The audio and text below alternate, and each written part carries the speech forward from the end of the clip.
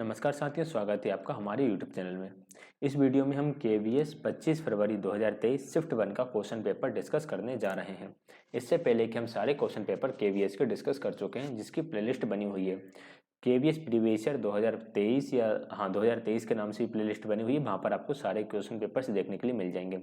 जब ये सारे क्वेश्चन पेपर डिस्कस हो जाएंगे, शायद 28 फरवरी तक ये हुए थे, तो 4-6 पेपर और बचते हैं, तो मैं इन सबको कंपाइल करके एक PDF बनाकर टेलीग्राम चैनल पर शेयर कर दूंगा। साथ ही इनके आंसर की भी टेलीग्राम चैनल पर शेयर कर दी जाएगी, तो वहाँ से आप इसे डाउनलोड कर लेना और अपना रिविजन कर लेना। इस शिफ्ट में जो क्वेश्चन आए थे उसमें से 2-3 क्वेश्चन ऐसे थे कि जो काफ़ी हमारा नॉलेज गेन करेंगे, जिससे हम यानी कुछ नया सीखने के लिए मिलेगा। बाकी कुछ कन्फ्यूजिंग क्वेश्चंस भी इस शिफ्ट में आए हुए थे, यानी इस शिफ्ट को हम कन्फ्यूजिंग शिफ्ट कह सकते हैं। फिलहाल स्टार्ट करेंगे क्वेश्चन नंबर फर्स्ट के साथ। Which of the following statement is correct? निम्न में से कौन सा कथन सही है? Development refers to quantitative changes, ये गलत है। विकास का तात्पर्य मात्रात्मक परिवर्तन से नहीं है। विकास का मतलब होता है क्वांटिटेटिव के साथ साथ क्वालिटेटिव चेंज भी होना चाहिए। मात्रात्मक परिवर्तन के साथ साथ गुणात्मक परिवर्तन भी हो। Growth is a life long process, वृद्धि जो है वह जीवन पर्यंत नहीं होती। वृद्धि जो होती है वो सिर्फ परिपक्वता तक होती है। परिपक्वता यानी जिसे हम बोलते हैं मैच्योरिटी, मैच्योरिटी तक ही आपकी ये होती है। Development is a continuous process, ये स्टेटमेंट बिल्कुल ठीक है। विकास एक अनवरत प्रक्रिया है। Growth and development go hand in hand, वृद्धि और विकास दोनों साथ साथ कुछ स्टेज तक चलते हैं, हमेशा नहीं चलते। एक स्टेज ऐसी आती है जहाँ पर जाकर वृद्धि रुक जाती है और सिर्फ विकास ही चलता है। तो ऑप्शन नंबर 3 करेक्ट आंसर रहेगा। अगला है question number 42। In cephalocaudal sequence of development human beings happen from. Cephalocaudal विकास क्रम में मानव का विकास होता है। तो सेफेलोकोडल में होता है बच्चे का विकास सिर से पैर की ओर। ये बच्चा है सेफेलोकोडल में सिर से पैर की ओर होता है, और जो आपका प्रोक्सिमो डिस्टल होता है उसमें सेंट्रल टू पेरिफेरल यानी केंद्र से समीप बाहर की ओर होता है। तो इसका राइट आंसर रहेगा option number 2, head to toe, यानी पैर से सिर से पैर के अंगूठे तक विकास होता है सेफेलोकोडल में। अगला है क्वेश्चन नंबर 43।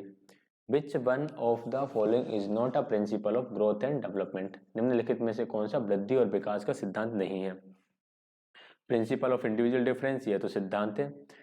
व्यक्ति परस्पर अंतर का सिद्धांत, यानी हर एक व्यक्ति के अंदर अलग अलग प्रकार से डेवलपमेंट हो सकता है। Principle of development of direction, विकासात्मक निर्देश का सिद्धांत। ये प्रिंसिपल ऑफ डेवलपमेंटल डायरेक्शन ही है जो हमें बताता है कि डेवलपमेंट आपका हेड टू टो यानी सेफेलोकोडल होगा या प्रोक्सिमल डिस्टल होगा। प्रिंसिपल ऑफ अनप्रेडिक्टेबिलिटी, ये गलत है। प्रिंसिपल ऑफ प्रेडिक्टेबिलिटी चलती है, यानी कि बच्चे के वर्तमान को देखकर हम भविष्य को प्रेडिक्ट कर सकते हैं। Principle of integration, principle of integration होता है एकीकरण का सिद्धांत। पहले हम पूरे हाथ का प्रयोग करते हैं, हम फिर 5 उंगलियों को मिलाकर एक अलग प्रकार से प्रयोग कर सकते हैं, यानी हाथ और पैरों का समन्वय हो जाता है, यानी ये इंटीग्रेशन के साथ काम करने लगते हैं। हमारी आंख और हाथ का कोऑर्डिनेशन बन जाता है, तो ये भी प्रिंसिपल ऑफ इंटीग्रेशन के अंदर आता है। तो थर्ड जो है वह सिद्धांत नहीं है।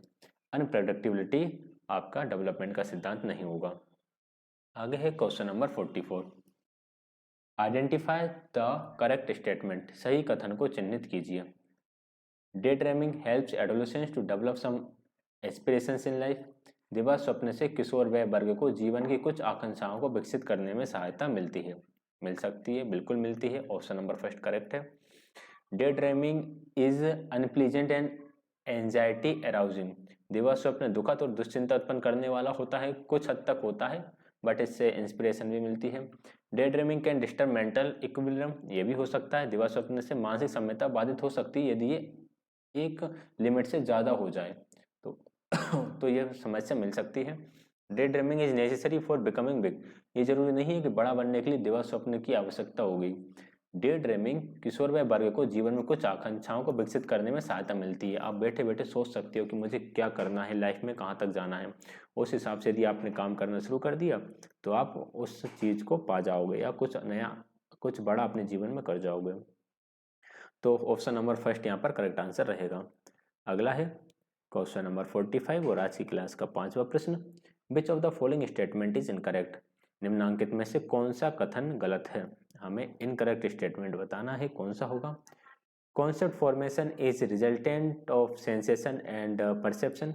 संकल्पन निर्माण संदेवना और प्रत्यक्षण की परिणति है, बिल्कुल ठीक है। कॉन्सेप्ट आपके सेंसेस से और आपके परसेप्शन से ही बनता है।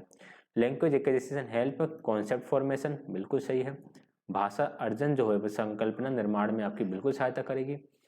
Concept formation is independent of environmental stimulation. संकल्पना निर्माण पर्यावरणीय उद्दीपन से निराश्रित होता है, बिल्कुल गलत। आश्रित रहेगा भाई। आपको जो कॉन्सेप्ट है ना, कॉन्सेप्ट आपके बिना एनवायरमेंट के कैसे बनेगा? पर्यावरण उद्दीपन के बिना कैसे बन सकता है भाई? कोई स्टिमुलस आपको मिल ही नहीं रहा एनवायरमेंट से। कुछ चीज़ आपको उस चीज़ को समझने के लिए आप दिमाग में कुछ इन्वायरमेंट से, क्या कहते हैं, स्टिमुलस को बोलेंगे कि उद्दीपन, उद्दीपन को बोलते हैं कि कोई ऐसी चीज़ जो आपको आकर्षित करे, आपके ध्यान को आकर्षित करे। ऐसी चीज़ अगर मिलेगी ही नहीं तो आपके दिमाग में कॉन्सेप्ट कैसे बनेगा? सूरज पूरब दिवस से उगता है इसका कॉन्सेप्ट तभी बनेगा ना जब आप रोज सुबह उठोगे और उठकर सूर्य को उगता हुआ देखोगे, या उगते समय सूरज लाल रंग का होता है, ये भी एक कॉन्सेप्ट है। ये कॉन्सेप्ट फॉर्मेशन कैसे होगा आपका कि सुबह का सूरज लाल होता है? जब एनवायरमेंटल वो स्टिमुलस आपके सामने प्रतिदिन प्रेजेंट करेगा तभी होगा। तो ये तो गलत हो गया। Direct experiences and example help concept formation, बिल्कुल ठीक। प्रत्यक्ष अनुभव और उदाहरणों से संकल्पन निर्माण में सहायता मिलती है। ये स्टेटमेंट करेक्ट है। तो ऑप्शन नंबर 3 इनकरेक्ट होगा कि भाई पर्यावरण से ये इंडिपेंडेंट है, पर्यावरण पर ये डिपेंडेंट रहेगा। अगला है question number 46। Children grow in self reliance, independence, self governance during the age group of. किस निम्नांकित में से किस वय वर्ग के बालकों में आत्मनिर्भरता, स्वतंत्रता, स्वशासन का भाव विकसित होता है? तो ये भाव बच्चे के अंदर जब बच्चा आपका उत्तर बाल्य अवस्था में पहुंचता है तो भाव उसके अंदर इंडिपेंडेंसी आ जाती है कि मैं काम खुद से ही कर सकता हूँ, मुझे किसी की आवश्यकता नहीं है। तो हम इस हिसाब से देखो, इसमें तो आपके जो पूर्व वाले अवस्था की स्टेजेस शामिल हो गई, इसमें थोड़ी एडोलेसेंस की स्टेजेस शामिल हो गई, फिर ये तो अलग ही ऑप्शन हो गया। तो ऑप्शन नंबर 2 हम टिक करेंगे, 9 से 11 वर्ष, यानी जो लेटर चाइल्डहुड होता है उसमें बच्चे इंडिपेंडेंट बनने की कोशिश करते हैं कि हम बड़ों की तरह सब काम खुद कर सकते हैं। अगला है question number 47। According to Kohlberg's classification regarding development of moral values, conventional morality level refers to the age group of. नैतिक मूल्यों के विकास में कोलबर्ग के वर्गीकरण के अनुसार परंपरागत नैतिकता का स्तर किस वय वर्ग से संबंधित है? परंपरागत नैतिकता ये भी आपके लेटर चाइल्डहुड की ही अवस्था है, तो इसमें तो लेटर चाइल्डहुड आएगा नहीं, ये में एडोलेसेंस शामिल हो गया, इसमें तो एडल्टहुड चला गया। तो ऑप्शन नंबर 2 टिक करेंगे, 10 वर्ष से 13 वर्ष। 3 अवस्थाएं दी थी, उसमें जो सेकंड लेवल 2 जो था, लेवल 2 था आपका कन्वेंशनल मोरलिटी, परंपरागत नैतिकता। इसके बाद लेवल 3 था आपका, और उससे पहले लेवल 1 होता है पूर्व परंपरागत, परंपरागत नैतिकता और बाद परंपरागत नैतिकता। 40 क्वेश्चन नंबर 48 है, which one is not a method of training of emotions. निम्नलिखित में से कौन सी इमोशंस की ट्रेनिंग नहीं है? काफी बढ़िया क्वेश्चन है ये। अगर यहाँ पे हम पहला देखें तो पहला है रिप्रेशन। तो रिप्रेशन जो होता है इसको इनहेबिटेशन भी बोलते हैं। इसमें क्या किया जाता है रिप्रेशन में? रिप्रेशन में यदि बच्चा बुरा बर्ताव करता है तो उसको पनिश करते हैं। इसको पनिशमेंट मिलती है, कब मिलती है? अगर उसका बच्चे का बुरा बर्ताव होता है तो उससे ये एक्सेप्ट किया जाता है कि वह सोशली डिजायरेबल बिहेव करे, उसके इमोशंस ऐसे हों जो समाज में स्वीकार करने योग्य हों। तो ये रिप्रेशन, ये तो आपकी इमोशंस की ट्रेनिंग के अंदर आता है। इंडस्ट्रियसनेस, इंडस्ट्रियसनेस में होता है कि इमोशंस को कंट्रोल करने के लिए उसको किसी एक्टिविटी में लगा दिया जाता है। इसमें जो इमोशंस हैं, इमोशंस को कंट्रोल करने के लिए कोई भी सृजनात्मक कार्य में लगा दिया। सृजनात्मक कार्य मतलब कि कंस्ट्रक्टिव कंस्ट्रक्टिव एक्टिविटी में उसको लगा दिया। ठीक है, तो ये भी आपका इमोशंस की ट्रेनिंग रहती है। सीक्रेटिवनेस कोई ट्रेनिंग नहीं होती। रिडायरेक्शन एंड सब्लिमेशन, देखो रिडायरेक्शन एंड सब्लिमेशन में दोनों ही इमोशंस से जो एनर्जी निकलती है उस एनर्जी को दूसरी एनर्जी में लगा देते हैं। रिडायरेक्शन में क्या करते हैं, रिडायरेक्शन में जो एनर्जी आपकी निकली, ठीक है, उसी एनर्जी से रिलेटेड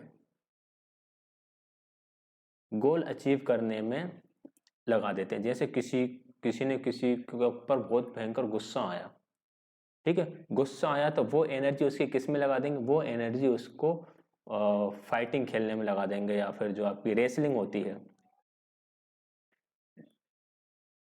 वो एनर्जी कहाँ पे लगा दी, उसकी रेसलिंग में लगा दी। सब्लिमेशन में क्या करते हैं कि जो एनर्जी निकली उस एनर्जी को रिप्लेस कर देते हैं। रिप्लेस कैसे कर देते हैं, जैसे कि किसी को बहुत ज़्यादा गुस्सा आया, अब उसने गुस्से में क्या कर ली, उसने गुस्से में बहुत ज़्यादा पढ़ाई कर ली और एक अच्छी सी जॉब वो पा लिया। तो यहाँ पर एनर्जी गुस्से वाली थी, लेकिन उस एनर्जी से अब उसे एक जॉब मिल चुकी है। जैसे आपने वो पिक्चर देखी होगी शादी में जरूर आना, तो उस पिक्चर में उसने करा क्या है, उस पिक्चर में उसने अपनी एनर्जी को एक अलग डायरेक्शन में लगाकर एक वो IAS की जॉब पे जाकर बैठ जाता है। ठीक है, तो बस सब्लिमेशन वहाँ पर यूज हुआ है। रिडायरेक्शन क्या होगा भाई, किसी चीज़ से मान लो एक बहुत पुरानी पिक्चर थी जिसमें उसको ब्रेकअप होता है, उसको गुस्सा आता है, तो वो जाके जो हीरोइन होती है उसमें गोली मार देता है। उसमें एक गाना चलता है और गाने के एंड में जाके उसमें उसको शूट कर देता है, यानी गोली मार देता है, वो मर जाती है। तो वहाँ पे रिडायरेक्शन हुआ था। वहाँ पर क्या था, उसने एनर्जी उसी तरह से लगाई, गुस्से वाली एनर्जी से गुस्से वाला काम करा। इसमें गुस्से वाली एनर्जी से समझदारी वाला काम होता है सब्लिमेशन में। ठीक है, इस प्रकार इसके अलावा एक और होती है, ये 3 प्रकार की ट्रेनिंग तो होती हैं, एक और होती है चौथे प्रकार की ट्रेनिंग। उस ट्रेनिंग को हम बोलते हैं कैथेरेसिस। कैथारसिस बोल सकते हैं, हाँ कैथारसिस बोलते हैं। कैथारसिस में इमोशंस को रिलीज किया जाता है, यानी जो भी आपके अंदर इमोशंस हैं उस इमोशंस को रिलीज कर दो। अगर वो इमोशंस आपको प्रॉब्लम क्रिएट कर रहे हैं तो कुछ भी काम करके उसको रिलीज कर दो। मान लो गुस्सा आ रहा है तो पंचिंग बैग को जाके वो मार दो। यदि आपको किसी की बहुत केयरिंग लविंग वाले इमोशंस आ रहे हैं तो जाके किसी को भी गले लगा लो। जो भी इमोशंस आपके अंदर है उनको रिलीज कर दो। आप बहुत ही दुखी हो तो जाके किसी से अपना पूरा दुख बांट दो, तो वो आपके कैथेराइसिस के अंतर्गत आते हैं। तो ये 4 प्रकार की मेन इमोशंस ट्रेनिंग होती है, इनको याद रखिएगा थोड़ा सा। आगे बढ़ेंगे क्वेश्चन नंबर 49 की तरफ। Which one of the following may not be considered as a characteristic of socialized person, ही सी। निम्नांकित में से किसे सामाजिकृत व्यक्ति का गुण नहीं माना जा सकता। भाई जो व्यक्ति सामाजिक होगा उसका गुण निम्न में से कौन सा नहीं रहेगा। Meet up with the person and make friends, वह दोस्त बनाएगा, बिल्कुल सही, मेल जोल तो उसका अच्छा रहेगा ही। Possess limited social interest and focuses on them, limited social interest तो नहीं रहेगा उसका। इज नॉट सेल्फ सेंटर्ड, बिल्कुल ठीक है, वो सेल्फ सेंटर्ड नहीं रहेगा, वो सभी की बातों पर ध्यान देगा। पोसेस सेंटिमेशंस ऑफ सेल्फ रिग्रेट, आत्मसम्मान की भावना रखेगा, ये भी सही है। वह उसमें क्या नहीं होगा, लिमिटेड सोशल इंटरेस्ट नहीं होगा, उसका अनलिमिटेड सोशल इंटरेस्ट होगा। आगे बढ़ेंगे क्वेश्चन नंबर 50 की तरफ। Home schooling is recognised by which agency, गृह पर विद्यालय की भांति शिक्षण होम स्कूलिंग को किस एजेंसी द्वारा मान्यता दी गई थी। तो इसको NIOS के द्वारा मान्यता दी गई थी। NIOS ने ही नॉन फॉर्मल एजुकेशन की बात की। नॉन फॉर्मल एजुकेशन जिसे हम पत्राचार के माध्यम से शिक्षा भी कह सकते हैं। इसके माध्यम से आप घर बैठे ही अपनी डिग्री कर सकते हैं, आपको बस एग्जाम देने के लिए जाना होता है। अगला है question number 51। Which of the following statement is correct. One may not possess high intelligence without having creative ability, सृजनात्मक योग्यताओं के बिना व्यक्ति में उच्च बुद्धिमत्ता नहीं हो सकती। ये स्टेटमेंट सृजनात्मक योग्यताओं के बिना व्यक्ति में उच्च बुद्धिमत्ता नहीं हो सकती, ऐसे जरूरी नहीं है। जिसका हाई IQ है उसके अंदर क्रिएटिविटी हो भी सकती है और नहीं भी हो सकती है। इस तरह का क्वेश्चन हम पहले भी डिस्कस कर चुके हैं। Adequate level of intelligent is not necessary conditions for being creative. बुद्धि का पर्याप्त स्तर सृजनशील होने के लिए आवश्यक शर्त नहीं है। चलो इस स्टेटमेंट को भी छोड़ देते हैं और चलते हैं।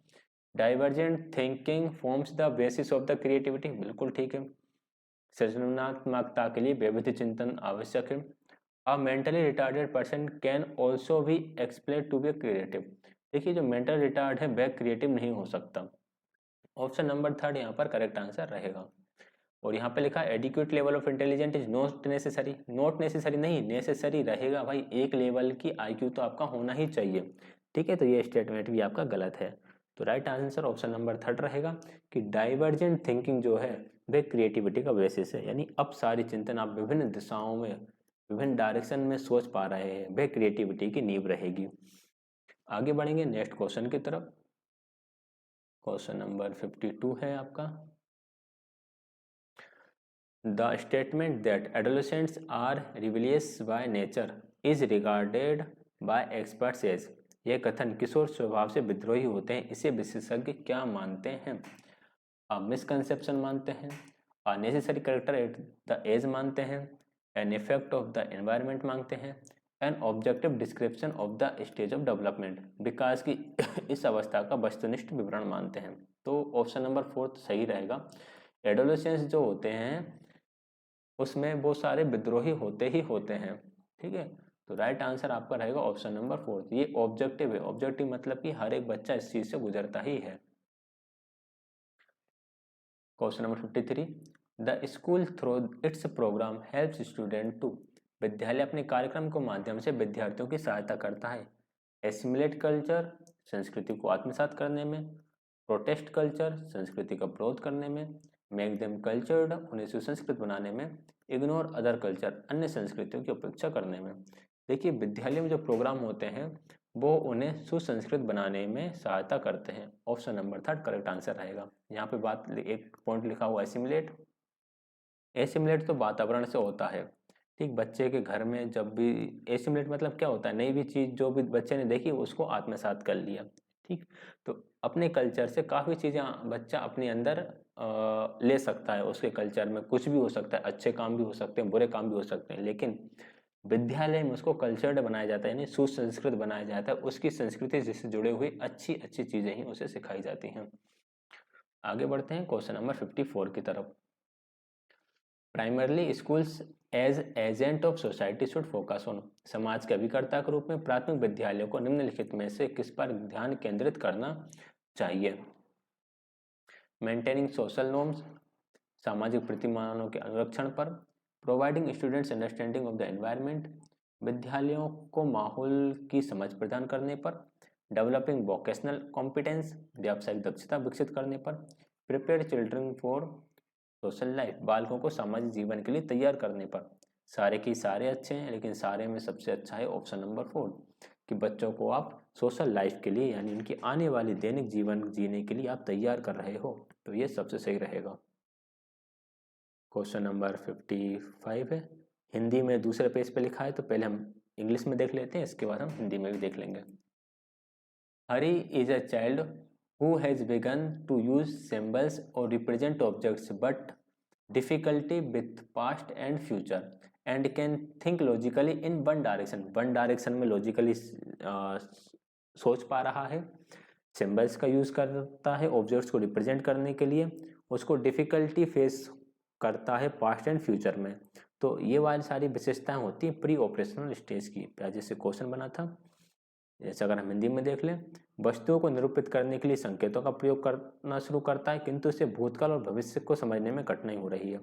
वह तार्किक दृष्टि से एक दिशा में सोच सकता है, तो यह पूर्व संक्रियात्मक अवस्था की विशेषताएं हैं। क्वेश्चन नंबर 56 है, which one is the main limitation of subject centred approach to curriculum development, पाठ्यचर्या निर्माण में विषय केंद्रित उपागम की निम्नलिखित में से कौन सी मुख्य सीमा है? लिमिटेशन मतलब कमी है। पहला, knowledge is considered as divided into subjects, ज्ञान को विषयों में बांटा हुआ माना जाता है। Omits the importance of learners experience, ये अधिगमकर्ताओं के अनुभव के महत्व को छोड़ देता है। बिल्कुल ठीक, ये बिल्कुल सही है कि जब भी सब्जेक्ट सेंटर्ड अप्रोच रहेगी वहाँ पे स्टूडेंट्स की बात नहीं होगी, उनके अनुभवों की बात नहीं होगी। Subjects are generally taught in isolation, ये भी सही है, सब्जेक्ट सेंटर्ड में विषयों को अलग अलग पढ़ाया जाता है। Course content are segregated class wise in a hierarchical manner, course की विषय वस्तु को सोपान क्रमवार तरीके से कक्षावार अलग अलग कर दिया जाता है, यानी किस क्लास में किस तरह कौन सी बुक से पढ़ाएंगे, उसमें कौन कौन से चैप्टर्स रहेंगे, उनको अलग कर देते हैं, ये भी ठीक है। लेकिन कौन सा ठीक नहीं था, ऑप्शन नंबर सेकंड ठीक नहीं था, मतलब कि ये एक लिमिटेशन थी, कमी थी कि इनमें अधिगमकर्ताओं के जो अनुभव थे वो अनुभवों को छोड़ दिया जाता था। तो right answer option number second रहेगा।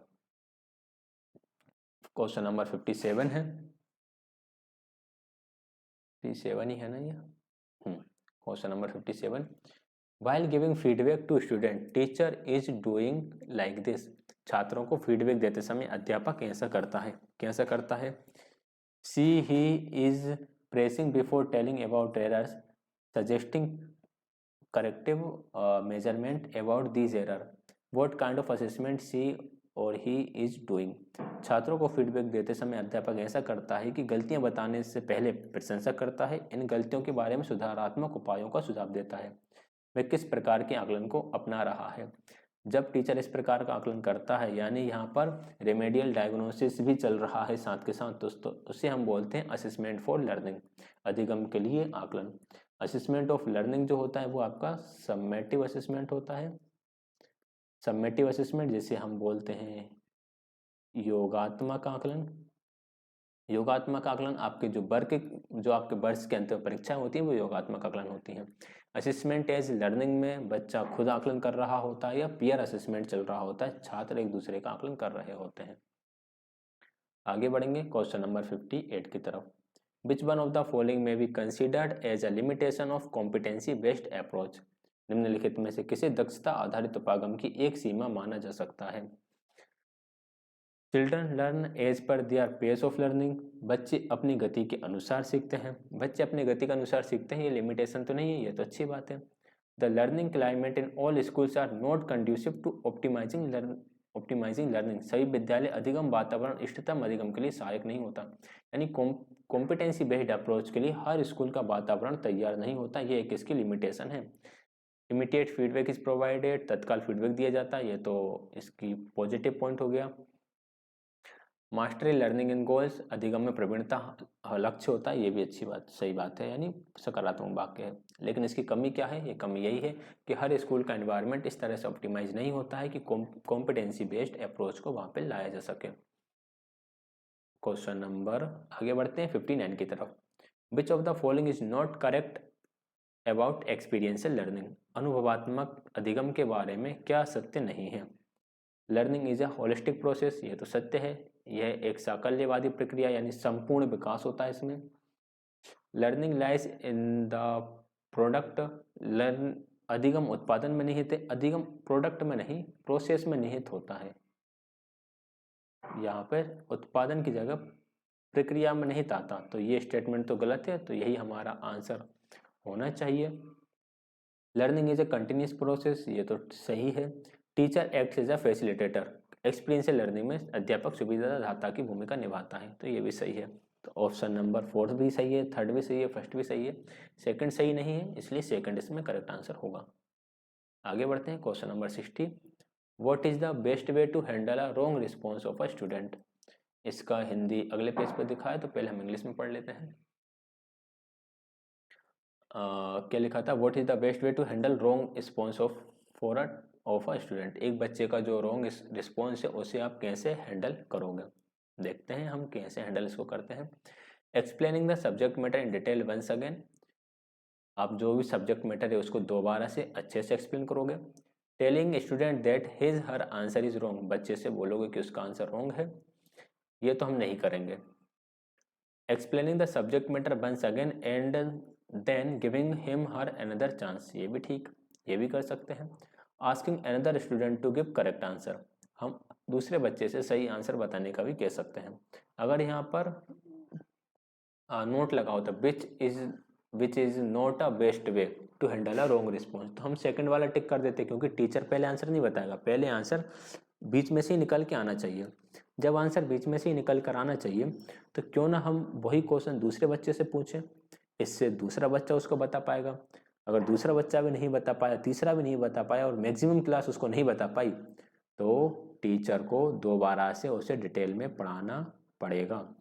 ठीक है, तो टीचर को दोबारा से सब्जेक्ट मैटर को पढ़ाना पड़ेगा। तो ऑप्शन नंबर 4 की तरफ चलेंगे। हम दूसरे बच्चे से पूछेंगे, अगर वह भी ठीक नहीं बता पाएगा तो फिर हम ऐसा लगेगा कि यार ज़्यादा बच्चे सही नहीं बता पा रहे हैं, यानी हमारे पढ़ाने में ही कोई गलती हुई है। आगे बढ़ते हैं नेक्स्ट क्वेश्चन। अच्छा, इसको थोड़ा हिंदी में देख लेते हैं।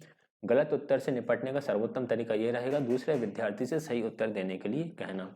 हालांकि थर्ड ऑप्शन भी गलत नहीं है, ठीक, थर्ड ऑप्शन भी सही है, लेकिन फिर बात यह है कि यहाँ पर एक बच्चा गलत बता रहा है, एक बच्चे के लिए आप पूरी क्लास का कंटेंट तो चेंज करोगे नहीं। ठीक, वैसे थर्ड भी ठीक है, लेकिन हम फोर्थ की तरफ चलेंगे। क्वेश्चन नंबर 61, थोड़ा बड़ा क्वेश्चन है, एक पेज में नहीं आ रहा, तो पहले इंग्लिश में समझ लेते हैं, फिर हिंदी में समझ लेंगे। क्वेश्चन तो समझ ही लेंगे क्वेश्चन, हाँ ठीक। Read the following. Children are totally involve in doing work without being disturbed by your presence. आपकी प्रेजेंस से यानी कि शिक्षक की उपस्थिति से डिस्टर्ब हुए बिना बच्चे खुद अपने काम में इन्वॉल्व हैं। They are talking themselves, manipulating material, trying different arrangements and way to solving the problem. वे खुद से ही बात करते हैं, चीज़ों को मैनिपुलेट करते हैं और प्रॉब्लम सॉल्व करने के बातों के प्रॉब्लम सॉल्व करने के तरीकों पर बात वगैरह करते हैं या अलग अलग तरह के अरेंजमेंट्स करते हैं किस तरह से प्रॉब्लम सॉल्व हो सकती है। If you asked about they are what they are doing, they could clearly state their objectives. यदि आप उनसे पूछते हो कि आप ये क्या कर रहे हो, तो वे बता पाते हैं कि हम किस चीज़ पर काम कर रहे हैं। तो ये किस प्रकार की प्रोसेस होती है। ये वाली जो प्रोसेस है ये होती है activity based learning. Option number first correct answer रहेगा। कोऑपरेटिव और कोलैबोरेटिव में ग्रुप में काम करते हैं। पीयर लर्निंग में दो लोग बैठकर आपस में काम करते हैं या कक्षा के सहकर्मी एक दूसरे की सहायता से सीखते हैं। यहाँ पे एक्टिविटी चल रही है। Option number first correct answer रहेगा। हिंदी में थोड़ा समझ लें। विद्यार्थियों को आपकी स्थिति से व्याकुल हुए बिना अपने काम में पूरी तरह से लगे हुए हैं। वे आपस में बात कर रहे हैं, सामग्री से काम ले रहे हैं, समस्या को सुलझाने के लिए विभिन्न व्यवस्थाओं और तरीकों को अपनाने का प्रयत्न कर रहे हैं। यदि आपसे पूछेंगे कि वे क्या कर रहे हैं, तो वे अपने उद्देश्यों के बारे में स्पष्ट रूप से बता सकते हैं। तो यह क्रिया आधारित अधिगम है। अगला है question number 62।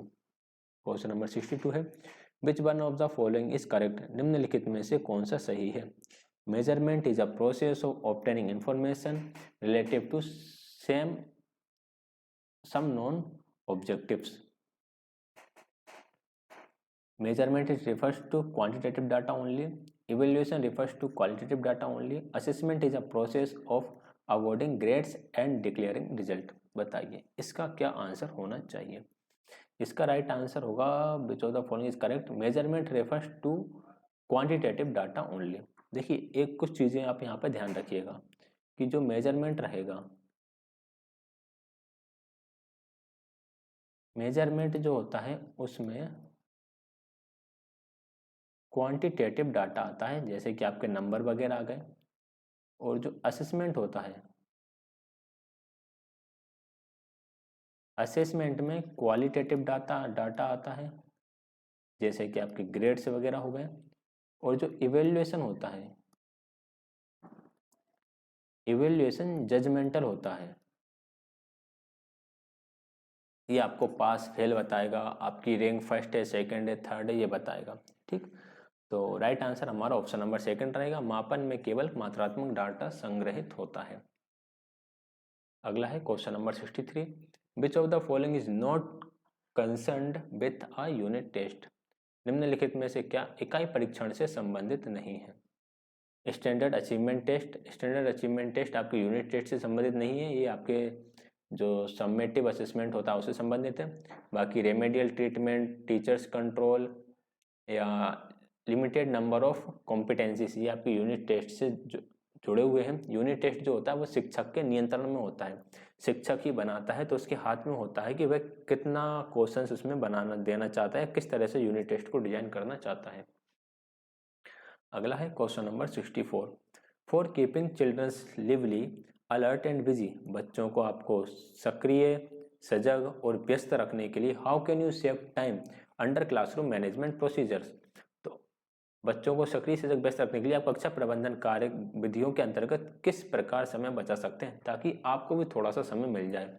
Bye beginning the lesson when there is a full calm and quiet environment, जब पूरी तरह शांत वातावरण हो तब पाठ शुरू करें। ऐसा तो क्लासों में कभी होता नहीं है, आपको पाठ शुरू करना ही होता है पहले ही, तो पहला ऑप्शन तो गलत हो जाएगा। By giving your student a short return activity before starting a new activity, ये आप कर सकते हैं। आप एक्टिविटी शुरू कराने से पहले बच्चों को एक छोटी सी एक्टिविटी दे सकते हैं। By giving instructions as and when needed, जब आवश्यक हो अनुदेशन देकर। By allowing student to submit assignment as and when they completed, विद्यार्थी जब अपना दिया हुआ असाइनमेंट पूरा कर ले तब उन्हें इसे जमा करने की अनुमति दे। तो ये तो कोई ऑप्शन ठीक नहीं लग रहा है, ऑप्शन नंबर सेकंड ही ठीक लग रहा है। देखो बच्चों को आपको बिजी भी रखना है, सजग भी रखना है, सक्रिय भी रखना है। तो आप क्या करोगे, आप जो भी चीज़ पढ़ा रहे हो या जो भी शुरू करने जा रहे हो उससे पहले एक छोटा सा लिखित कार्य आप बच्चों को दे दोगे।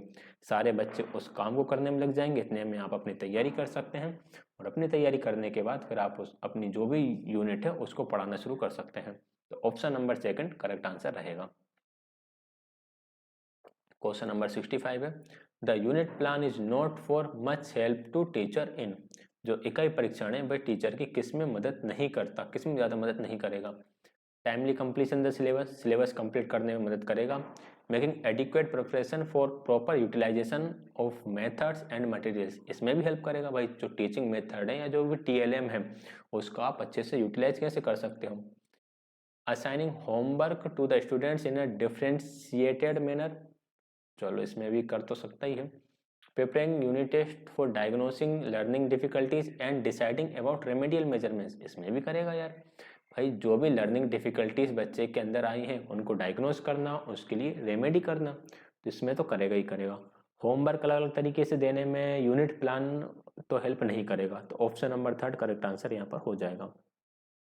इकाई योजना अध्यापक की अधिक सहायता नहीं कर पाती, किसमें नहीं कर पाएगी, विद्यार्थियों को भिन्न भिन्न तरीके से गृह कार्य देने में ये सहायता नहीं करेगी। बाकी पाठ्यक्रम को समय पर पूरा करने में सहायता करेगी, विद्यार्थियों और सामग्री का उपयुक्त विधियों और सामग्री का उपयुक्त उपयोग करने पर पर्याप्त तैयारी करने में सहायता करेगी, अधिगम संबंधी कठिनाई को निदान करने तथा उपचार उपायों के बारे में निर्णय लेने हेतु इकाई परीक्षण की तैयारी करने में भी ये सहायता करेगी। Option number third correct answer रहेगा। अगला है question number 66, which of the following statement truly defines teaching, निम्नलिखित में से कौन सा कथन शिक्षण को सही रूप से परिभाषित करता है, बताइएगा कौन सा कथन करेगा। Teaching is engaging with student, शिक्षण विद्यार्थियों के साथ काम में लगना है, बिल्कुल ठीक है। Teaching is caring for student, शिक्षण विद्यार्थियों की देखभाल करना है, कुछ हद तक ठीक है। टीचिंग इज ट्रांसमिटिंग नॉलेज, शिक्षण ज्ञान को प्रसारित करना है, ये भी ठीक है। Teaching is a system of action intend to produce learning, शिक्षण क्रियाओं की प्रणाली है जिसका आशय अधिगम उत्पन्न करना है, ये भी सही है। भाई सारे ही सही है, तो ऑप्शन नंबर 4 तो मुझे ज़्यादा ठीक लग रहा है। क्रियाओं की एक ऐसी प्रणाली है जिससे क्या उत्पन्न हो रहा है, जिससे लर्निंग आपकी प्रोड्यूस हो रही है। ऑप्शन नंबर 4 करेक्ट आंसर रहेगा। आगे बढ़ेंगे नेक्स्ट क्वेश्चन की तरफ। Question number 67, what is the most important precautions to be taken while interviewing students, छात्रों का साक्षात्कार लेते समय किस सर्वाधिक महत्वपूर्ण सावधानी का ध्यान रखा जाना चाहिए। ठीक है, बच्चों का आप इंटरव्यू ले रहे हो तो किस चीज़ का आप ध्यान रखोगे। Allowing enough time to respondent, making report with the respondent, bringing clarity in questions, building trust and confidence, बताइएगा क्या इसका राइट आंसर रहेगा। आप किस चीज़ पर ध्यान रखोगे।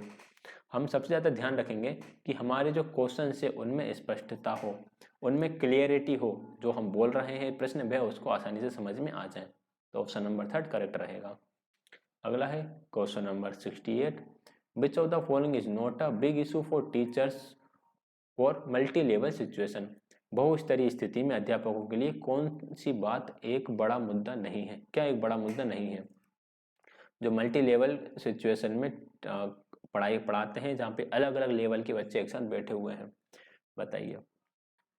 यूजिंग कॉमन टेक्स्ट बुक्स, ये बड़ा इशू नहीं है। Addressing learning needs of high and low ability students, allowing all childrens learning at their own pace, preparing appropriate teaching learning materials, कौन सा बड़ा इशू नहीं है, छोटा सा इशू है। कॉमन टेक्स्ट बुक को इशू करना एक बड़ा इशू है। Addressing learning needs of high and low ability students, ये भी एक, हालांकि ये भी बड़ा ही इशू होना चाहिए। Allowing all childrens learning at their own pace, ये कोई बड़ा इशू नहीं है, ये कोई बड़ा इशू नहीं है। इसमें सही बच्चे हर चीज अपनी गति से सीखने दे रहे हो आप, इसमें कौन सी बड़ी बात है। बच्चे आ रहे हैं, आप सिखा रहे हो, वे अपनी गति से सीख रहे हैं। तो ऑप्शन नंबर 30 करेक्ट आंसर रहेगा। Preparing appropriate teaching learning material, उनके पढ़ाई के हिसाब से आप टीचिंग लर्निंग मटेरियल बनाओगे, ये तो बहुत बड़ा इशू हो जाएगा, क्योंकि अलग अलग लेवल के बच्चे हैं ना आपके पास, उनके हिसाब से आप टीचिंग लर्निंग मटेरियल बनाना आपके लिए कठिन होगा। ठीक है, उनकी, और जो सेकंड ऑप्शन है अधिक और कम योग्यता वाले बच्चों की अधिगम जरूरतों का समाधान करना, इनको समाधान करना भी एक बहुत बड़ा मुद्दा आपके लिए हो जाएगा। उनके लिए कॉमन टेक्स्ट बुक यूज करना भी एक बहुत बड़ा मुद्दा हो जाएगा। भाई मल्टी लेवल सिचुएशन है आपके पास, एक पहली का बच्चा है, एक 8वीं का बच्चा है, आप कॉमन टेक्स्ट बुक यूज ही नहीं कर पाओगे वहां पर।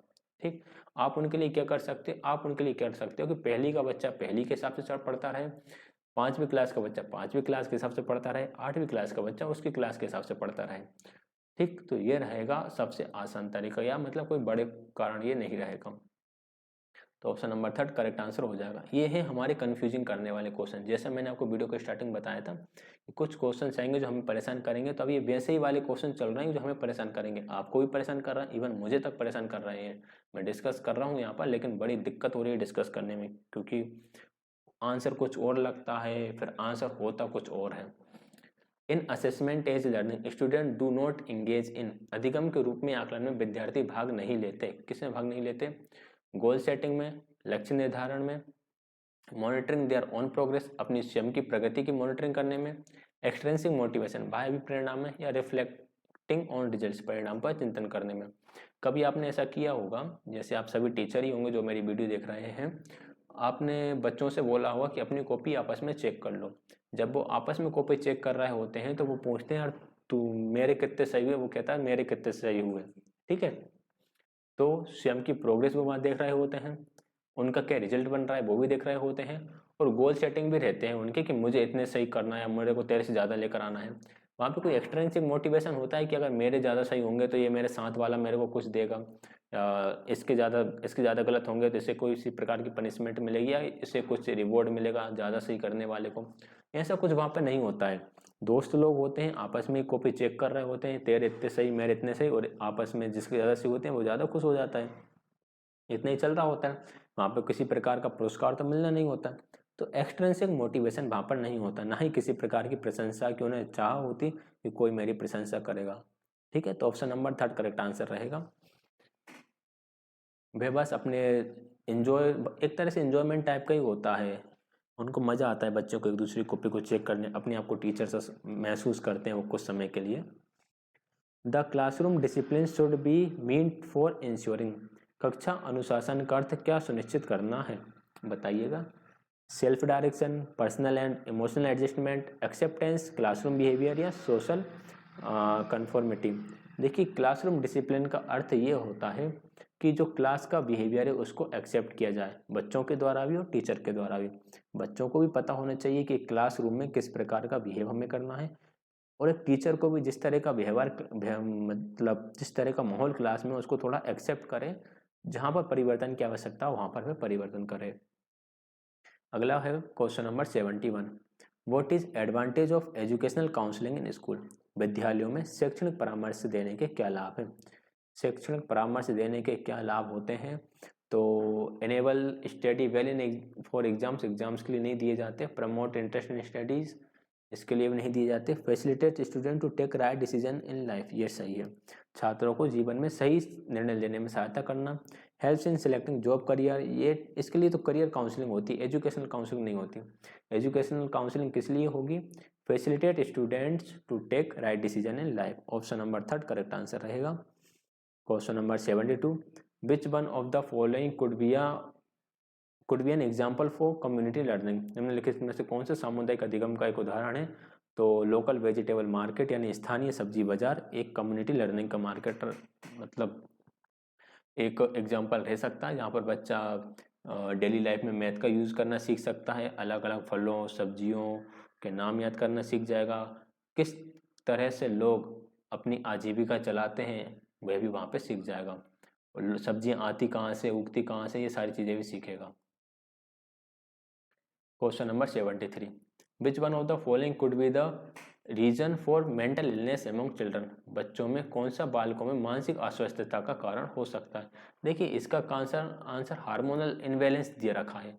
हार्मोनल इनबैलेंस मेंटल इलनेस का कारण हो सकता है, इमोशनल डिस्टर्बेंस भी हो सकता है, वहाँ के ट्रेडिशनल एंड कस्टम्स को तो खैर छोड़ देंगे, फैमिली का एनवायरनमेंट भी मेंटल इलनेस का कारण हो सकता है।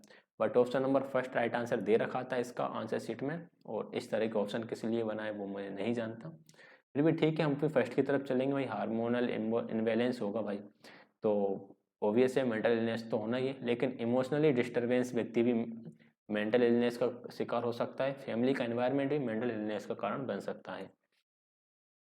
आगे बढ़ते हैं 74 की तरफ, how to promote mental health among children in school, बच्चों में आप मानसिक स्वास्थ्य को कैसे प्रमोट कर सकते हो, गेम खिलाकर, regular meditation and reading books से, वॉचिंग टीवी प्रोग्राम, या फिर एजुकेशनल टूर।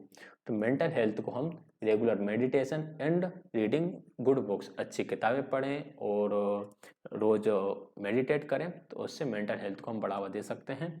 हिंदी में मानसिक स्वास्थ्य को किस प्रकार बढ़ाया जा सकता है, नियमित ध्यान और अच्छी पुस्तकें पढ़कर। क्वेश्चन नंबर आपका 75 है, what should be the essential quality of professional health counsellor in school, विद्यालयों में पेशेवर स्वास्थ्य परामर्शदाता में क्या अनिवार्य गुण होना चाहिए।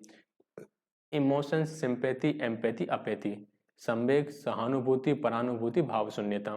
तो उसके अंदर परानुभूति होना चाहिए यानी एम्पैथी होना चाहिए।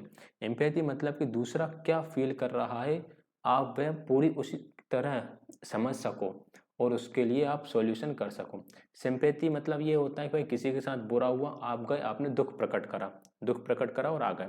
एम्पैथी में उसे क्या दुख हो रहा है आप उसी लेवल का दुख फील कर पा रहे हो, समझ पा रहे हो, और फिर उसके बारे में आप उसको सही करना या उसको उससे उबारने के बारे में आप सोच पा रहे हो। क्वेश्चन नंबर 76 है, the programme Manodarpan launched by ministry of education government of India refers to, ये जो मनोदर्पण प्रोग्राम था ये था आपका किसके लिए था, emotional health for children, emotional health नहीं मेंटल हेल्थ था ये, मेंटल फिजिकल, क्योंकि मेंटल हेल्थ के बारे में बहुत बात की है। न्यू एजुकेशन पॉलिसी जो आई हमारी नेशनल एजुकेशन पॉलिसी 2020 में भी बात की है, और डीएसएसबी में भी इसके कुछ क्वेश्चंस आए हुए हैं, केवी में भी इसके काफ़ी क्वेश्चंस आए हैं मेंटल हेल्थ पे, मेंटल हेल्थ को लेकर के काफ़ी बात चल रही है आजकल। तो राइट आंसर इसका ऑप्शन नंबर फर्स्ट रहेगा, मनोदर्पण जो लॉन्च किया था वो मेंटल हेल्थ को लेकर लॉन्च किया था, बालकों के मानसिक स्वास्थ्य से। What is the minimum quantum of disability to claim benefits prescribed for दिव्यांगजन। चलो अब कुछ क्वेश्चन ऐसे हैं जो हमारे थोड़े ठीक लग रहे हैं। दिव्यांगजनों के लिए निर्दिष्ट लाभ का दावा करने के लिए निःशक्तता की न्यूनतम मात्रा होना चाहिए 40%। 40% आपका अंग काम नहीं करेगा तो आप डिसेबल्ड हैं। Normally inclusive education refers to, जो समावेशी शिक्षा है वह किससे संबंधित थी, तो एडल्ट एजुकेशन से नहीं थी, सिर्फ गर्ल्स एजुकेशन से नहीं थी, दिव्यांगजन स्टूडेंट्स थी, माइनॉरिटी कम्युनिटी से नहीं थी, दिव्यांगजन स्टूडेंट यानी कि दिव्यांगजन विद्यार्थियों से इंक्लूसिव एजुकेशन संबंधित है। Question number 79, which one of the following play crucial role in educating the child other than school, विद्यालय से इतर बालक को शिक्षित करने में कौन सा महत्वपूर्ण भूमिका निभाता है। ये इस तरह का क्वेश्चन पहले भी आया था और वहाँ मैंने आपसे बोला था कि इसका आंसर फैमिली होना चाहिए, लेकिन ऑफिशियल आंसर की ने उस वाली शिफ्ट में उसका आंसर मीडिया दे रखा था, बट इसका आंसर फैमिली ही रहेगा। ठीक, तो right answer option number second ही रहेगा। प्रीवियस कोई शिफ्ट आई थी, मुझे अब ध्यान नहीं है कौन सी शिफ्ट का वो पेपर था, लेकिन मैंने वहाँ पर डिस्कस करा था। ऑफिशियल आंसर की में क्वेश्चन सेम इस टाइप का था, मीडिया दे रखा था, बट इसका आंसर फैमिली ही रहेगा। स्कूल के अलावा शिक्षक करने में जो मेन रोल होता है वो फैमिली का होता है। आगे बढ़ते हैं क्वेश्चन नंबर 80 की तरफ, which one of the following could B grey area in addressing mental health issue of school, विद्यार्थी बालकों के मानसिक स्वास्थ्य संबंधी मुद्दों के समाधान में निम्नलिखित में से कौन सा क्षेत्र अधिक महत्व का नहीं है। अधिक महत्व का नहीं है, ये हिंदी ट्रांसलेशन इसका थोड़ा गड़बड़ है। ग्रे एरिया मतलब होता है कि अस्पष्ट एरिया है, जिसमें अस्पष्टता है जिस चीज़ में। तो देखो अवेयरनेस तो सबके अंदर है, पेरेंट्स अनमोटिवेटेड हैं, ये भी ठीक है। लेक ऑफ प्रोफेशनल एक्सपर्ट्स, ये चीज़ अस्पष्ट है भाई, जो पेशेवर विशेषज्ञ हैं उनकी कमी है। शॉर्टेज ऑफ फंड तो ठीक ठाक मिल ही जाता है, तो ये तो नहीं होगा। जागरूकता की कमी तो नहीं है, जागरूक तो हैं। पेरेंट्स अनमोटिवेटेड है, ये चीज़ भी ठीक है। बट अस्पष्ट चीज़ क्या है कि जो प्रोफेशनल एक्सपर्ट्स है ना वो क्लियर नहीं है। क्लियर नहीं होने का मतलब है कि हर एक विद्यालय में प्रोफेशनल एक्सपर्ट्स नहीं हैं जो मेंटल हेल्थ इशू पर स्कूलों में बात कर सके। तो राइट आंसर ऑप्शन नंबर इस हिसाब से थर्ड रहेगा। ठीक है, थोड़ा सा घुमा हुआ क्वेश्चन है, ध्यान से पढ़ोगे आपको समझ में आएगा कि ये क्वेश्चन क्या कहना चाह रहा है।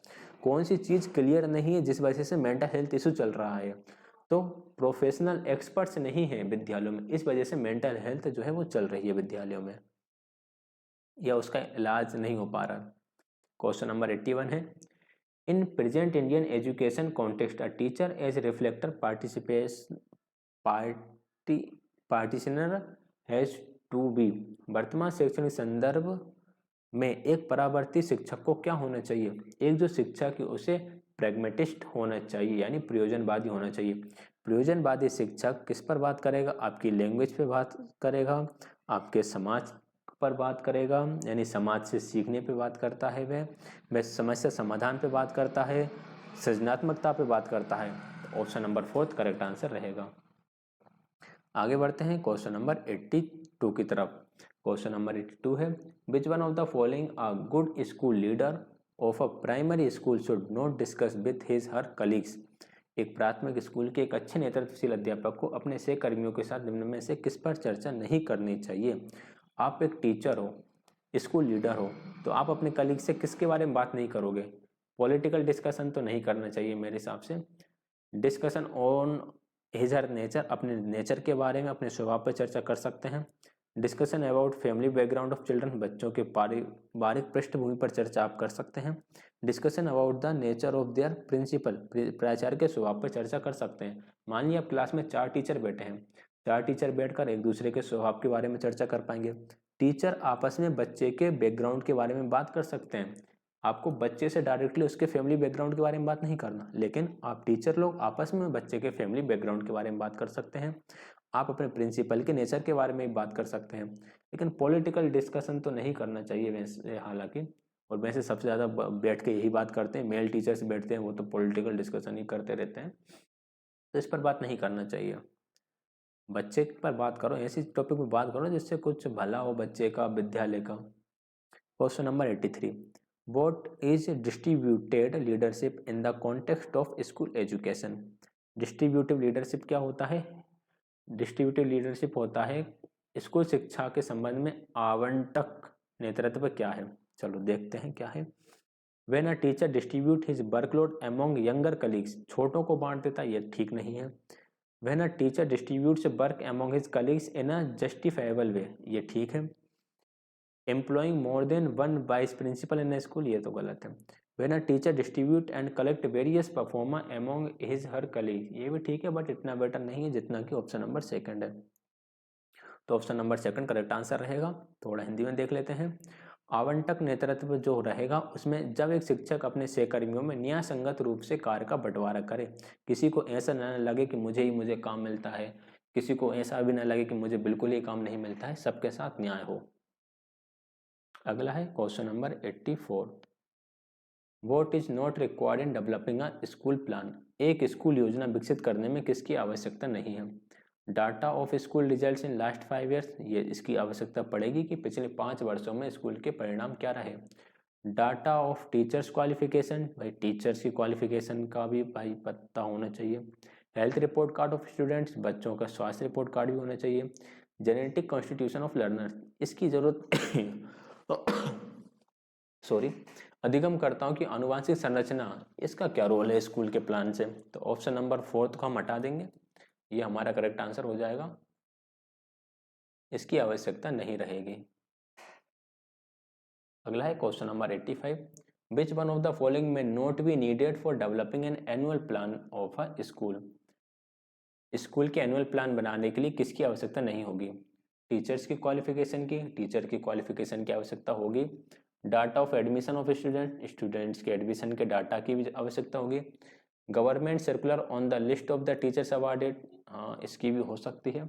गवर्नमेंट सर्कुलर और using innovative teachers teaching method, भाई टीचिंग मेथड को तो पकड़ेंगे, टीचर को अवार्ड दिया है इसको नहीं पकड़ेंगे, फिर हम टीचर को अवार्ड मिल रहा है ठीक है, नहीं मिल रहा कोई बात नहीं, लेकिन इन चीज़ों को रखेंगे।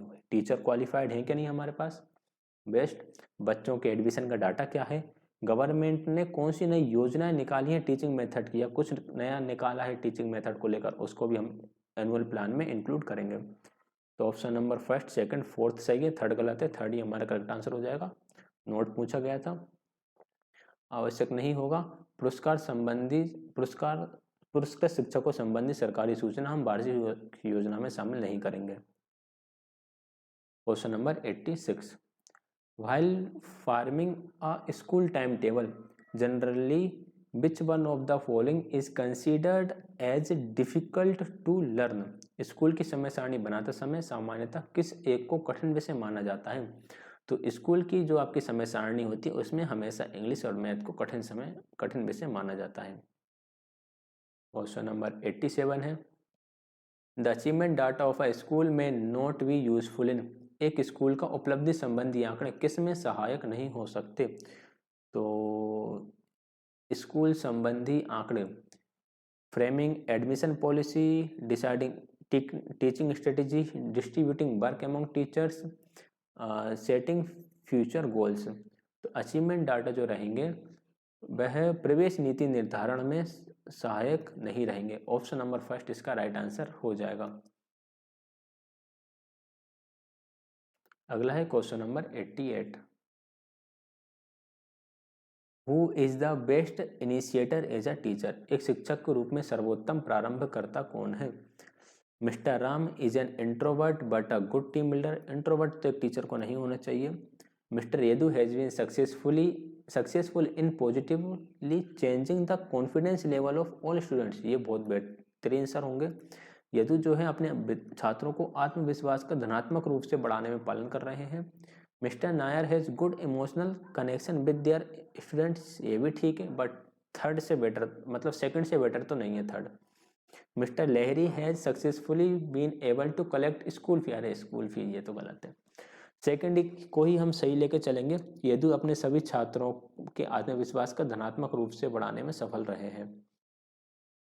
Question number 89, ideally the task of a school development plan should be given to, आदर्श रूप में स्कूल विकास योजना बनाने का कार्य किसे देना चाहिए। तो स्कूल डेवलपमेंट प्लान बनाने का कार्य देना चाहिए टीचर्स को, पेरेंट्स को और स्कूल पास आउट्स को। ऑप्शन नंबर थर्ड का करेक्ट आंसर रहेगा। देखिए टीचर को आप नहीं छोड़ सकते, यहाँ पे टीचर को छोड़ दिया, यहाँ पे टीचर को छोड़ दिया और यहाँ पे भी टीचर को छोड़ दिया। स्कूल डेवलपमेंट प्लान बना रहे हो, टीचर को इन्वॉल्व करना ही पड़ेगा। तो option number third correct answer रहेगा। अगला है question number 90, partnership with community bye school can be best created by, एक स्कूल द्वारा समुदाय के साथ साझेदारी करने का सर्वोत्तम तरीका क्या है। बहुत कन्फ्यूजन क्वेश्चन है, पढ़ते हैं। Conducting more frequent meeting with parents, ये आप कर सकते हो, माता पिता के साथ अधिक बैठ के करो। Asking influential community people to visit school and interact with leaders, समुदाय के प्रभावशाली लोगों को स्कूल आकर शिक्षकों के साथ अंतःक्रिया करने को कहकर, ये भी आप कर सकते हो, इससे भी आपकी कम्युनिटी के साथ पार्टनरशिप बेटर होगी। Visiting every part of community and seeking community peoples views and suggestions for school education, school शिक्षा हेतु समुदाय के प्रत्येक भाग में जाकर वहाँ के लोगों के मत व सुझाव लेकर, ये भी आप कर सकते हो। अभी अलग अलग पार्ट में जाओगे, वहाँ के लोगों के क्या विचार हैं, उनके विचारों को सुन सकते हो। Honouring honest and good people of community, समुदाय के ईमानदार और अच्छे लोगों को सम्मानित करके भी आप समुदाय के साथ साझेदारी निभा सकते हो। अब सारे ही सही हैं, सब काम कर सकते हो, इनमें से कोई सा एक चूज करना पड़ेगा हमको। तो ऑप्शन नंबर फोर्थ बेस्ट है कि जो आपकी कम्युनिटी है उस कम्युनिटी के जो अच्छे लोग हैं और जो ऑनेस्ट लोग हैं उसको आप सम्मान दोगे। इससे बच्चे क्या सीखेंगे, बच्चे ऑनेस्टी सीखेंगे, अच्छे लोगों का सम्मान मिलता है, ये चीज़ सीखेंगे। तो ऐसे लोगों को आप विद्यालय में लेकर आइए, ऐसे लोगों के साथ आप पार्टनरशिप कीजिए। क्वेश्चन नंबर 91 है, for bringing in equality the best agency. समानता लाने का सर्वोत्तम माध्यम कौन है? समानता लाने का सर्वोत्तम माध्यम स्कूल है, जिसमें सभी धर्म जाति के बच्चे एक साथ उठते हैं, बैठते हैं, पढ़ते हैं, एक दूसरे को दोस्त बनाते हैं, खाना पीना करते हैं, मौज मस्ती करते हैं, कार्यक्रमों में भाग लेते हैं। Question number 92, critical thinking can be enhanced even after reducing circular load. This view was expressed significantly in which documents? तो ये आपका देखा गया था एजुकेशन पॉलिसी 2020 में। पाठ्यचर्या भार कम करके समोचनात्मक चिंतन को बढ़ाया जाए, ये एनईपी 2020 में बोला कि भाई ज़्यादा मत सिखाओ उतना ही, लेकिन क्रिटिकल थिंकिंग डेवलप होना चाहिए, ये बोला हमारी एजुकेशन पॉलिसी ने। विच one of the following statement is correct? कौन सा कथन सही है? Pedagogy is a part of curriculum, ये स्टेटमेंट ठीक है।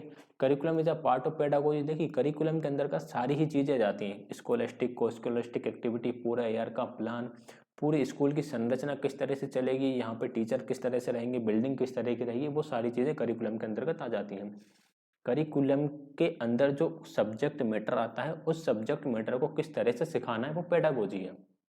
तो पेडागोजी आपके करिकुलम का पार्ट हो जाएगी। Curriculum and pedagogy are the same नहीं होते। Curriculum and pedagogy have no relationship तो होता ही है। हालांकि ये ऑप्शन जो है इसमें भी थोड़ा सा आपको डाउट हो सकता है, बट पेडागोजी की जगह अगर हम यहाँ पर पेडागोजी को समझें, क्या है पेडागोजी? टीचिंग स्ट्रेटेजी तो है, टीचिंग प्लान ही तो है, आपके पढ़ाने का तरीका ही तो पेडागोजी है। तो पढ़ाने का तरीका आपके करिकुलम का पार्ट रहेगा, क्योंकि करिकुलम के अंदर आपका सिलेबस है, और सिलेबस को कैसे पढ़ाना है वो पेडागोजी पर डिपेंड रहेगा। तो इसलिए हम ऑप्शन नंबर फर्स्ट टिक करेंगे कि pedagogy is a part of curriculum. Next है question number 94, the idea of competency based learning implies that. जो कॉम्पिटेंसी यानी दक्षता आधारित अधिगम के विचार से आप क्या समझते हैं? Each teacher teach one student, एक टीचर हर एक बच्चों को समझाएगा, ये तो ऐसा तो नहीं है possible. Each student learn as per his her pace and attitudes, बिल्कुल एप्टीट्यूड बिल्कुल सही है, बच्चा अपनी गति और अभिवृत्ति से सीख सकता है। Students have provision for training maximum number of vocations, ये तो नहीं रहेगा। School should have provision for teaching almost every subject, ये भी नहीं रहेगा। ऑप्शन नंबर सेकंड ही सही है। वो तो 3 ऑप्शन बनाने के लिए कुछ ना कुछ लिखना, 4 ऑप्शन बनाने के लिए कुछ ना कुछ लिखना ही पड़ता है। सेकंड ऑप्शन बढ़िया तरीका है। कॉम्पिटेंसी बेस्ड लर्निंग जो होती है उसमें बच्चे अपनी ही गति से सीख रहे होते हैं, प्रत्येक विद्यार्थी अपनी गति और अपनी अधिगम से सीखे, यह दक्षता आधारित अधिगम में आता है। 95 है, we give emphasize of child right in our school system because. हम स्कूली व्यवस्था में बाल अधिकारों पर जोर क्यों देते हैं? क्योंकि बच्चे अपने अधिकारों के लिए नहीं लड़ पाते, बाल अवस्था बहुत नाजुक और असुरक्षित होती है। Child age is most vulnerable age, बच्चे को नहीं पता क्या सही है क्या गलत है, हमारे क्या अधिकार हैं, और वे अपने अधिकारियों को लड़ने के लिए मैच्योर भी नहीं है, ना मेंटली ना ही फिजिकली। अगला है क्वेश्चन नंबर 96 क्वेश्चन है, why is there provision for free education at elementary school level. प्रारंभिक स्कूल स्तर पर शिक्षा क्यों निःशुल्क दी जाती है? Through this the government can advance its agenda, इसके द्वारा सरकार अपना कार्यक्रम आगे बढ़ा सकती है। Through this the deprived section of society can be educated, यही था इसका मेन रीजन, समाज के जो वंचित वर्ग है उसको शिक्षित किया जा सके। Through this the government can attain popularity, इसके द्वारा सरकार लोकप्रियता पा सकती है। फॉर रिड्यूसिंग पॉवर्टी, गरीबी कम करने के लिए, तो ऑप्शन नंबर सेकंड ही सही है। Through this the deprived section of society can be educated, जो वंचित वर्ग के लोग हैं उनको आगे बढ़ाया जा सके। क्वेश्चन नंबर 97 है, who suggested that the science and math should be compulsorily taught in girls up to 10th class. 10th class तक साइंस और मैथ को पढ़ाना ही चाहिए सभी को, ये बोला था कोठारी कमीशन ने। Option number third correct answer रहेगा। अगला है question number 98, who conceptualized the idea of DIET. DIET का आइडिया जो था वो एजुकेशन पॉलिसी आपकी 1986 का दिया हुआ था। 99 है, what kind of experiences are included in the concept of curriculum? choose the best answer। पाठ्यचर्या की अवधारणा में कौन से अनुभव शामिल हैं? सर्वश्रेष्ठ या श्रेष्ठतम उत्तर चुनिए, यानी सारे ही सही हैं, सबसे अच्छा कौन सा रहेगा ये हमें चूज करना है। डिजायर्ड एक्सपीरियंस बिल्कुल रहते हैं। प्लान्ड एक्सपीरियंस भी रहते हैं, अनप्लान्ड एंड अनडिजायर्ड एक्सपीरियंस भी रहते हैं, desired undesired planned unplanned experience भी रहते हैं। तो ऑप्शन नंबर 4 रहेगा। हमारे पाठचर्या की अवधारणा में जो हम चाहते हैं, जो हम नहीं चाहते हैं, जो हमने प्लान किए हैं, जो हमने प्लान नहीं किए हैं, सारे के सारे ही अनुभव हमारे करिकुलम के कॉन्सेप्ट के अंदर आ जाते हैं। क्वेश्चन नंबर 100 है, which type of assessment will you not suggest for primary classes. Primary classes के लिए समेटिव असेसमेंट हम सजेस्ट नहीं करेंगे, उनका फॉर्मेटिव असेसमेंट लो, ओरल असेसमेंट लो, रिटर्न लो, तीनों ही प्रकार का लो, लेकिन समेटिव यानी पेन पेपर वाला असेसमेंट मत लो। तो ये हमारे 100 क्वेश्चन रहे। इस शिफ्ट के क्वेश्चंस में आपको डाउट हो सकते हैं, किस क्वेश्चन में डाउट है वे आप कमेंट करके पूछ सकते हैं, उन्हें हम बाद में डिस्कस कर लेंगे, ठीक है। बाकी वीडियो कैसी लगी कमेंट करके बताइएगा, वीडियो को लाइक शेयर चैनल को सब्सक्राइब कर दीजिएगा। वीडियो देखने के लिए आप सभी का बहुत बहुत धन्यवाद।